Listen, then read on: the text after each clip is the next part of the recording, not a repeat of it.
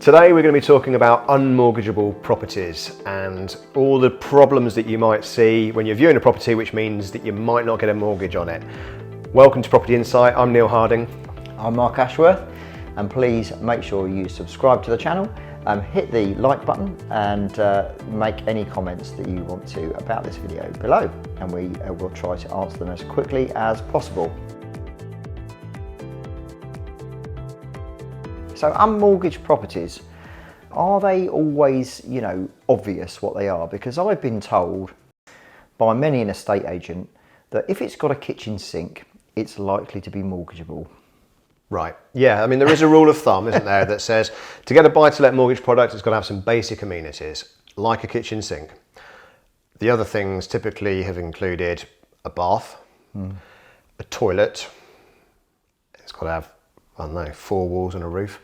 It's got to have basic amenities, but there are other things as well. I mean, it needs to be, it might sound obvious, but it needs to be safe for someone to live in. So if it's got hazards in there that aren't safe, then it might not be mortgageable. So what do we mean by that? Maybe it's got rotten floorboards that you might step through upstairs, the staircase isn't secure, I don't know.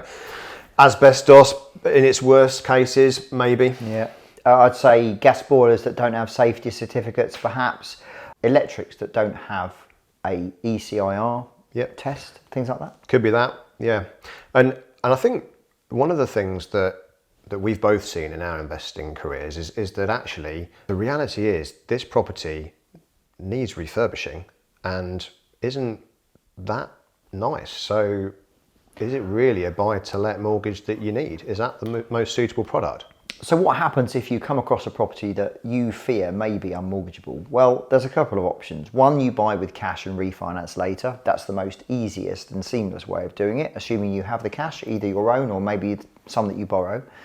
Or you take a bridging loan where you go to your broker, a finance broker, and he would organise you a bridging loan, which historically have always been very expensive ways to borrow money, because essentially they're borrowing against an asset which ultimately they're unsure about what the value of that is because it's, let's say, not in a particularly good condition. Or if it is mortgageable but needs a refurb, in the past I found that you can get mortgages on these properties that you can then do up and refinance over time. Although you do have to be very careful, because the mortgage lender does actually lend you a buy-to-let product on the property on the basis that it's lettable. So it can still be lettable but not be in great condition if it's got what you said at the beginning, those fundamentals.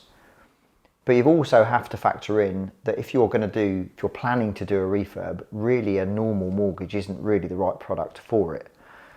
So you have to be careful about what the mortgage criteria is. To use myself as an example, I've recently looked at a property which I offered and had offer accepted with mind to buy with a mortgage.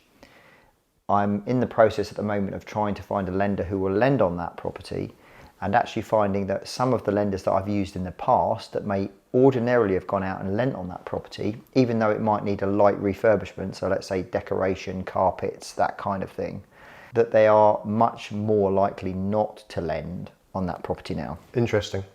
So that is making what I would have considered to be a mortgageable property now unmortgageable, and therefore then this looks like a different type of deal. It might be that I need to borrow the money from elsewhere or put cash into it or whatever, meaning that the offer on the table like I say, it looks different. It looks like a different opportunity now. So is this a property where it's got a kitchen, but perhaps the kitchen's slightly on the tired side, at least slightly, and maybe it's not to everyone's taste, but it has a kitchen, and maybe the same could be said about the bathroom? It's got both a kitchen and a bathroom, both of which are, I would say, undesirable. I would say that they are usable, but I certainly, let's say if I was a tenant, I probably wouldn't want to rent that place based on those factors, even though you may be charging below market rent for it because of those factors. But ultimately, I think a lot of investors have been used to getting mortgages on properties which are tired, that are very lettable, so they do have a value, but then they've maybe spent a couple of weeks in the property doing it up to a better standard to then rent out for, you know, correct market value, which I don't really think, I'm not quite sure whether that's possible at the moment. Well, I've actually bought quite a lot of properties in the past which have been in a very poor state of repair, and I've purchased them with cash and then refinanced them. Sometimes it's been my own cash, sometimes it's been borrowed cash. But the point is I haven't used a normal mortgage to do that with, and I've definitely not used bridging. I mean, bridging is definitely an option, but your numbers really have to work well on the project, and you have to be very clear about how long the project's going to take you in order to borrow bridging with confidence, I think. Other reasons why a property might not be mortgageable? I mean, there are all sorts of things, I suppose. Specific lender requirements. So one in particular that I remember had a survey done on it because it had subsidence. And so the survey had been done by the seller, and that survey existed with the agency. So the agency had a copy of that survey. I actually went to the property myself and got my own structural surveyor to have a look at the property. He read through the structural report that was provided by the vendor and said to me I couldn't have written it better myself.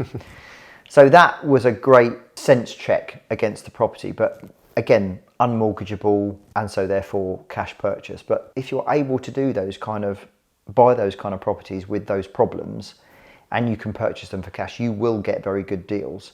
It's just, for the most part, people don't usually have that sort of money sitting around. That's a really good point, though. They can represent fantastic investment opportunities. I'm looking at auction properties at the moment at keen prices, and there's quite a large number of them that just aren't available for access for viewing. That means that, well, not only as a buyer can you not view it and get access, but obviously if a valuer can't get in there and inspect the property inside and out in order to provide a valuation and a report to a bank that yes, this house is suitable security and an asset for the loan, then you're not going to get a mortgage on it. So immediately that becomes cash buyers only. Even though you know full well that after you've bought the property, there's nothing wrong with this house, it's going to be suitable security, but that's only after you've owned it and then you've got access. So, and non-standard construction is another reason, right? So houses that are non-standard construction, and you've got experience of that. I've got experience of that. I've got a timber frame property, and that's quite often it comes down to specific lender requirements, doesn't it? So the house that I've got is mortgageable, but it's only with a much smaller number of lenders that will lend on it. Yeah, so non-standard construction there's probably a separate video in that, to be honest, Neil, but non-standard construction stuff is really important to understand what the construction is. So sometimes agents can be a little bit vague on what the actual construction is. If you can try and find out exactly what it is, then you'll be able to go to your mortgage broker and say, I have this property, it's non-standard construction, this is how it's built, therefore can you find me a lender? There are certain non-standard construction properties, one of which I purchased, which was a Waits PRC, pre-reinforced concrete property that was built post Second World War, where they were having to put up lots of property, modularly, should we say, built out of concrete panels. It was impossible to mortgage, let's put it that way, without spending way more than what the property would be worth in the end. Naturally now I would avoid those kind of properties if I wanted to mortgage them. I think it's very important to just find out. Timber frame construction I think is okay, but again, as you say, it depends on the lender, and you may find that even though you can get a mortgage, you might be paying quite a bit more for that mortgage product, either on the interest rate or on the product fee at the front end. Yeah. So we've done a separate video on the importance of using a really good mortgage broker and building that relationship with a broker over years.